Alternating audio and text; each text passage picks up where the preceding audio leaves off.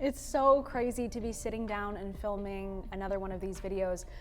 I'm so proud and so excited and so overwhelmed, to be honest with you, to say that I have just over 600 days of sobriety behind me, and I'm so happy to be doing this. I'm so happy, and I want to sit down and just share with you what it's been like over these last couple of months.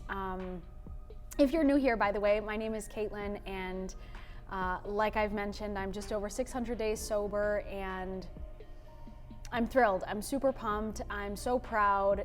I will be honest though, it is a little scary as that number gets bigger. It just feels like there's a lot more on the table, and like stakes feel higher as that number gets bigger. But I'm just so glad that I decided I was worth it, that I decided to choose me instead of choosing this substance that was stealing joy from my life and really just numbing myself out and not really aware of how I was feeling.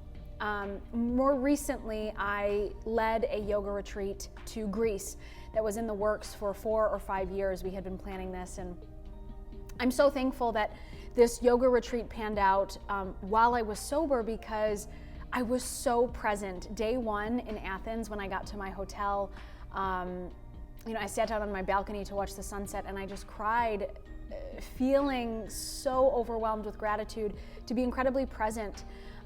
Historically, when I would travel in celebration of traveling, I would drink while I would pack. I would drink while I was at the airport. I would drink during my flights. I would drink once we got to the final destination. And so often with that, you're not even present for what you're doing. I, in those cases, would drink so much I would end up blacking out and not remember anything. And it's like I wasn't even there. But with Greece, I was present with every step, and I was able to lead with my heart and feel those different feelings as they came up. So I have to credit sobriety for really making that trip so wonderful and so beautiful and soul-filling, heart-filling.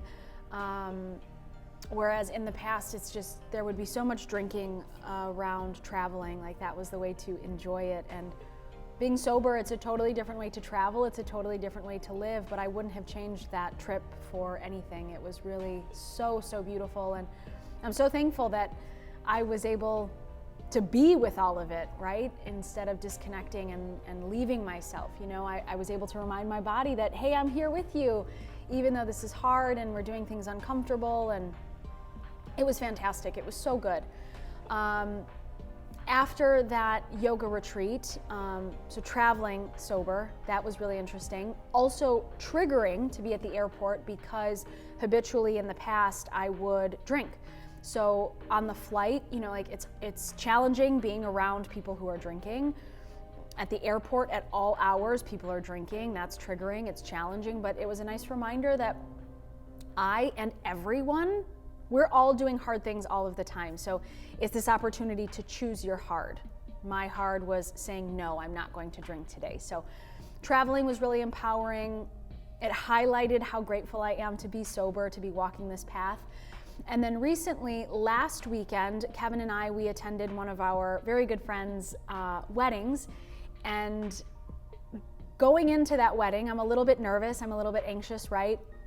I have a couple of sober weddings under my belt, so the more you do something, the stronger you feel when you do it. But at this wedding specifically, I felt good. I felt super solid until we got to cocktail hour. And when Kevin came to find me, I was actually just standing kind of waiting at the bar, and needless to say, that environment, it's cocktail hour, right? Like, everyone around you is drinking. So that was really challenging to enjoy my club soda with lemon or lime. And getting through cocktail hour, that was tricky, but we did it, landed the plane. And then after cocktail hour, once we went to our table, at the table there were already pre-filled champagne flutes, which when I got to my seat, historically, you'd look forward to that or drink that immediately. And in this case, it was just there, and it kind of felt like it was like a foghorn. It was screaming at me, it was calling to me. So getting that out of sight was huge. Kevin actually did that for me, so thank you, love, for just having my back and supporting me. Through the toast, once that champagne flute was kind of out of my vision, it was no longer at my place setting, that felt really great. And then just having that drink in my hand, my club soda, was a wonderful thing to do with my hands. It just kept me included. I didn't feel excluded. I was able to cheers and enjoy and celebrate the happy couple. Beyond our cocktail hour, the champagne flute, once we got to the dancing portion, this was really interesting for me because it's like getting over this uncomfortable hump, because at that point most people are quite a few drinks in, so they're really loose goose, and I'm just present in my body, feeling a little bit embarrassed, feeling a little bit awkward. But then once I got over that and just started dancing and let myself go, you guys, I had the best time.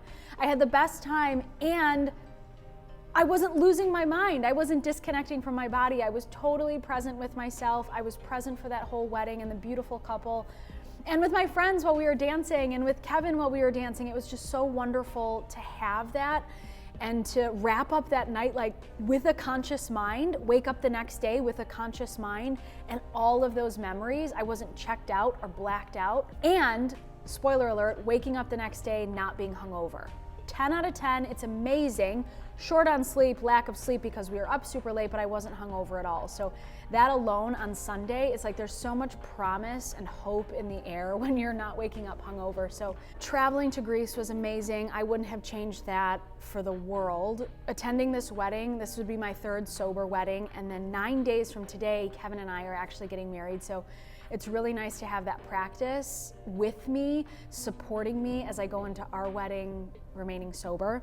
And today, if I check on my I Am Sober app, today I'm 600, it's letting me know 600 days sober.